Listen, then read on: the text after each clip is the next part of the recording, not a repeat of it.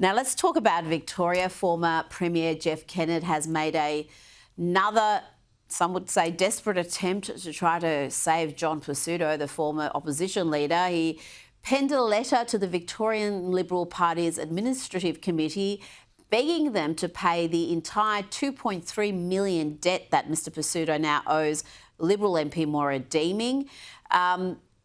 If he doesn't come across with this money, if he doesn't find it somewhere, Dan, he faces bankruptcy, which means he will step down from Parliament.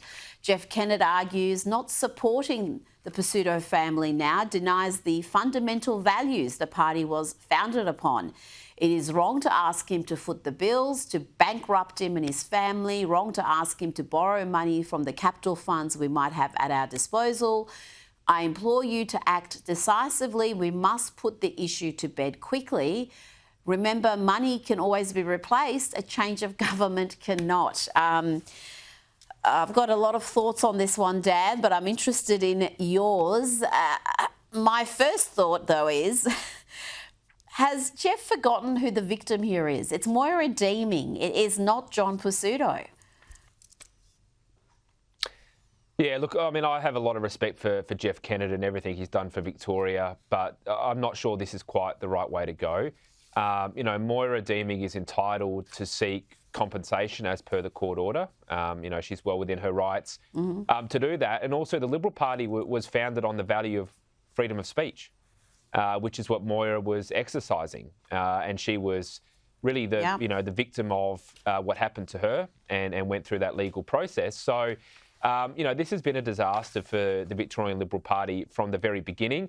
And I think it really shows what happens when, firstly, you lose sight of what your values are.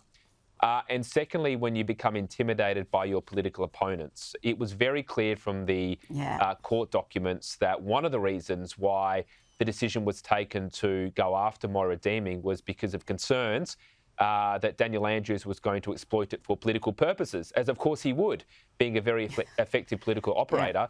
But look what's happened now. I mean, this all happened because they didn't stand up to Daniel Andrews and the Labor government. So look, they just need to draw a line under this and try to get clean air as they head to the next election in November of next year.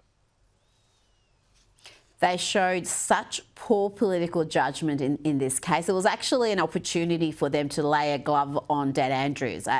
And that's fairly rare during Dan Andrews' political career that the Libs would hurt him in any way. But they had an opportunity there because this is an 80-20 issue.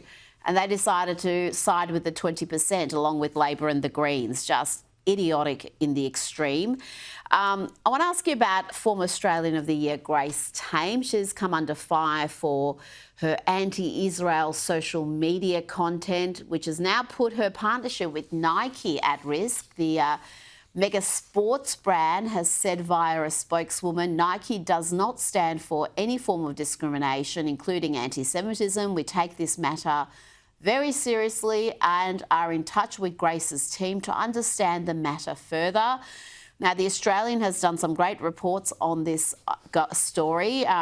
They reported that Tame reposted a statement from Palestinian writer Mohammed El-Kurd in which he appeared to condone the murder of 2 Israeli embassy officials in Washington and angrily attacked journalists who reported that the slayings were an act of anti-Semitism.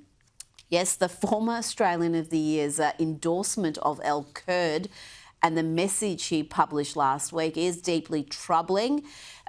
He wrote, the media class is scrambling to reframe the shooting that targeted 2 Israeli state officials as a random anti-Semitic attack. Tame reposted this to her 260,000 followers, even though it was undeniably, and by the alleged shooter's own admission, a response to the ongoing Israeli assault on Gaza, which killed 107 Palestinians in the last 24 hours alone. Dan, it's astonishing to me that she would endorse, share this in any way, back a position that is so extreme. Yeah, well, the first thing is good on Nike for doing this. I mean, quite often we rightly call out big businesses for dividing us and doing the wrong thing. Well, Nike is at least, standing up and is asking for an explanation from Grace Tame, and that's the right thing for them to do. I think it's a shame for Grace Tame because she has rightly been acknowledged for the work that she's done in advocating for and raising the profile of victims of domestic violence and abuse, and that's a very important cause.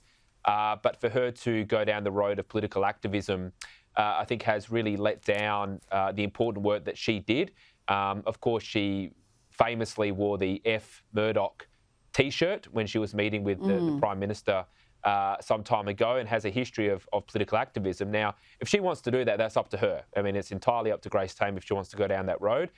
But I don't think you can at one time be an advocate for a very important cause and at the same time also see yourself as a political advocate for what are very divisive cultural issues as well. Yes, indeed. And I think as Australian of the Year, she's not in that role anymore. But I think you have to be apolitical. You have to be a unifying figure. You can't be a divisive activist. And we've too often given that honour to divisive activists. It started well before Grace Tame. Dan Wild, thank you so much for your time tonight.